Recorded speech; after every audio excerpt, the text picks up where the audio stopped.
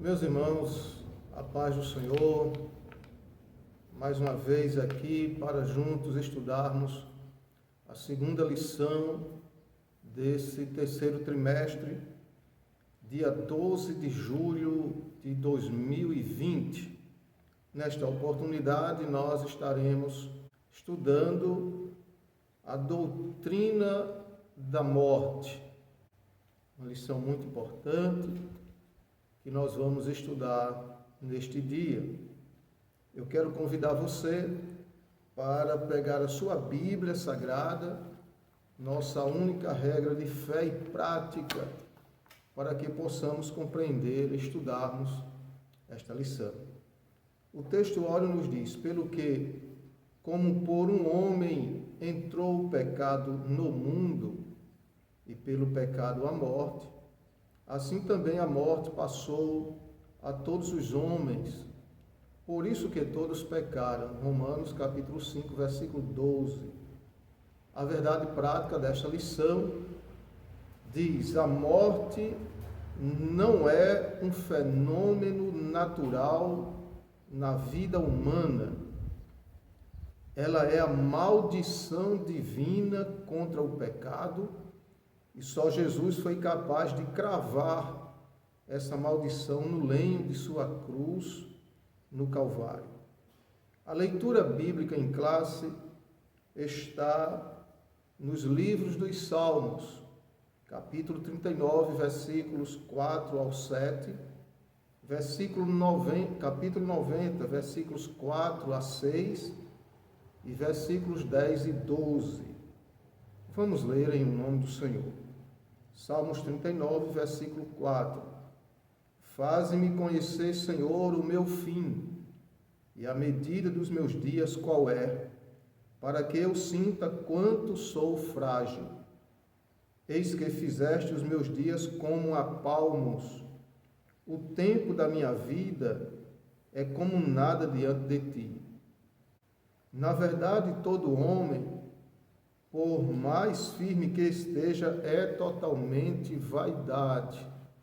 Por quê? Porque nada ele leva daqui. Tudo que a gente adquire, tudo que o ser humano adquire ou deixa de adquirir, nada se leva desta vida.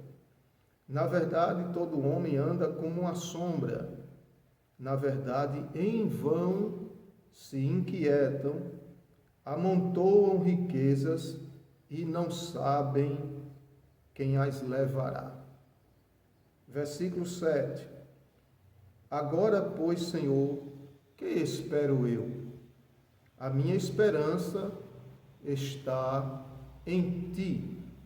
Salmos 90, versículos 4 a 6 e versículos 10 ao 12. Porque 1000 anos são aos teus olhos como o dia de ontem que passou, e como vigília da noite. Tu os levas como corrente de água, são como um sono, são como a erva que cresce de madrugada cresce e floresce, à tarde corta-se e seca-se. A duração da nossa vida é de 70 anos, e se alguns, pela sua robustez, chegam a 80 anos, o melhor deles é canseira e enfado, pois passa rapidamente e nós voamos. Ensina-nos a contar os nossos dias, de tal maneira que alcancemos coração sábio. Nós vamos orar agradecendo ao Senhor pela leitura deste trabalho, desta lição, desta aula, e peçamos ao Espírito Santo que Ele nos faça compreender esta doutrina bíblica e aplicá-la ao nosso viver diário. Oremos ao Senhor. Pai querido e santo, Senhor, nós te louvamos e te agradecemos por tudo quanto o Senhor tem feito em nossas vidas. Pai, nos faz compreender a tua palavra e aplicá-la ao nosso coração, Senhor, sabendo que nós passamos, mas que tu permaneces o mesmo de geração a geração. De eternidade a eternidade tu és Deus.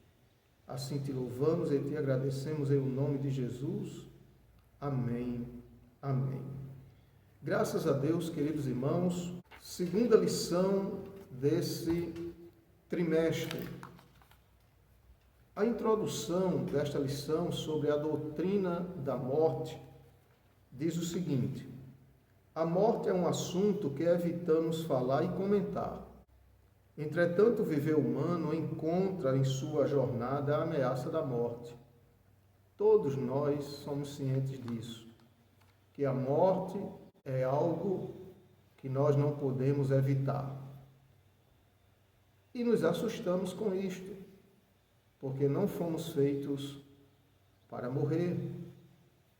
Nesta lição estudaremos a questão da morte sob a perspectiva da Bíblia, pois nela a realidade da morte e o seu impacto na vida humana são tratados com clareza e fé. O primeiro ponto da lição é o dilema existencial humano. Veja o que o escritor diz. Toda criatura humana enfrenta esse dilema. Morte. Quando a criança até tem conhecimento da morte, ela se assusta. Ela também não quer morrer, porque a morte assusta as pessoas. Não foi sua escolha vir ao mundo. Nós não escolhemos vir. Mas não consegue fugir à realidade do fim de sua existência. Nós, por mais novo, ou idoso, ou rico, ou pobre que sejamos, que o ser humano seja, nós não podemos negar a realidade do fim da existência humana, não podemos negar tal realidade. O dilema existencial resulta da realidade da morte, que tem que ser enfrentada. Eclesiastes, o pregador, diz o seguinte: todos vão para um lugar, rico ou pobre, pobre ou rico, alto ou baixo. Todos vão para um lugar. Todos são pó e todos ao pó voltarão. Eclesiastes capítulo 3, versículos 20 e 21. São verdades bíblicas indiscutíveis. Vai o justo e vai o ímpio. Vai o homem de um coração bom, coração generoso, e também vai o criminoso. Todos irão ao pó, todos voltarão ao pó. Nós temos aqui 4 correntes de pensamentos sobre a morte. O primeiro, existencialismo. Seu interesse é, essencialmente, com as questões inevitáveis de vida e morte. Preocupa-se com a vida, mas reconhece a presença da morte constante na existência humana. Os seus filósofos veem a morte como o fim de uma viagem ou como um perpétuo acompanhamento do ser humano desde o berço até a sepultura. Para esses filósofos, para essas pessoas, a morte é um elemento natural da vida. Ora, diz o escritor, essas ideias são refutadas pela Bíblia Sagrada. A morte nada tem de natural. É algo inatural. É algo que nós não estamos acostumados com ela, nem fomos criados por Deus para morrer. Então isto vai de encontro ao nosso sentimento de vida. Então a morte é algo inatural, impróprio e hostil à natureza humana. Deus não criou o ser humano para a morte, mas ela foi manifestada como juízo divino contra o pecado. Romanos capítulo 1, vamos ler esse texto. Romanos capítulo 1, versículo 32. Vamos ver o que o apóstolo Paulo escreve sobre este assunto. Romanos 1 e 32. Os quais, conhecendo a justiça de Deus, que são dignos de morte os que tais coisas praticam, não somente as fazem, mas também consentem aos que as fazem. Então, a morte não é algo natural, é inatural, porque nós não fomos criados para morrer. Eu gostaria de ler com os irmãos ainda Romanos capítulo 5, versículos 12 e o 17. Olha o que o escritor aos Romanos escreve: pelo que, como por um homem entrou o pecado no mundo, ou seja, por Adão, primeiro homem, e pelo pecado, isso é uma consequência, homem pecou, gerou a morte, pecado gerou a morte, e pelo pecado a morte, assim também a morte passou a todos os homens, por isso que todos pecaram. Versículo 17, porque se pela ofensa de um só a morte reinou por esse, a morte entrou no mundo por este, pela ofensa, pelo pecado de Adão, muito mais os que recebem a abundância da graça e o dom da justiça reinarão em vida por um só, Jesus Cristo. Então, o primeiro Adão, por ele a morte entrou, por Jesus a vida entrou. Então, em Jesus, o homem é perdoado e recebe graça de Deus. Segunda corrente de doutrina não bíblica é o materialismo. Esse materialismo não admite as coisas espirituais. Nós sabemos disso. Do ponto de vista dos materialistas, tudo é matéria.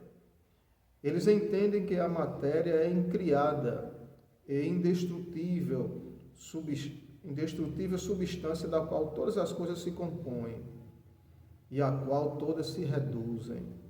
Afirmam ainda que a geração e a corrupção das coisas obedecem a uma necessidade natural, não sobrenatural, nem ao destino, mas às leis físicas. Portanto, o sentido espiritual da morte não é aceita pelos materialistas e erram nisso. O cristão verdadeiro não foge à realidade da morte. Nós sabemos, como cristãos, que podemos enfrentar a morte. Só escaparemos dela Jesus vindo arrebatar a igreja. Mas, enquanto isso, estamos sujeitos à morte física. Mas o cristão enfrenta essa morte com confiança no fato de que Cristo conquistou para ele a vida após a morte. João capítulo 11, versículo 25. Vamos ler esta citação bíblica. João capítulo 11, versículo 25. Jesus disse, disse-lhe Jesus, o texto sagrado diz, disse-lhe Jesus, eu sou a ressurreição e a vida. Quem crê em mim, ainda que esteja morto, viverá. Jesus aqui está dando garantia à vida eterna para aqueles que morrerem nele, crendo, obediente a ele, crendo no seu sacrifício vicário, substituto. Os estoístas, o estoísmo, os estoicos seguem a ideia fatalista que ensina que a morte é algo natural e devemos admiti-la sem temê-la, uma vez que o homem não consegue fugir do seu destino. A morte não é algo natural. Não, a morte é algo inatural. Nós não nascemos para morrer. E por último, platonismo. O filósofo grego Platão ensinava que a matéria é má, o corpo é mau e desprezível. Aí daí leva-se as pessoas que acreditam nesta filosofia de que o corpo, como o corpo é desprezível, ele pode e deve ser submetido ao pecado, na sua mais terrível forma. Então, com isto, nesse pensamento, as pessoas são levadas a entregar o corpo à prostituição, porque o corpo, segundo eles, é mau, a matéria é má e precisa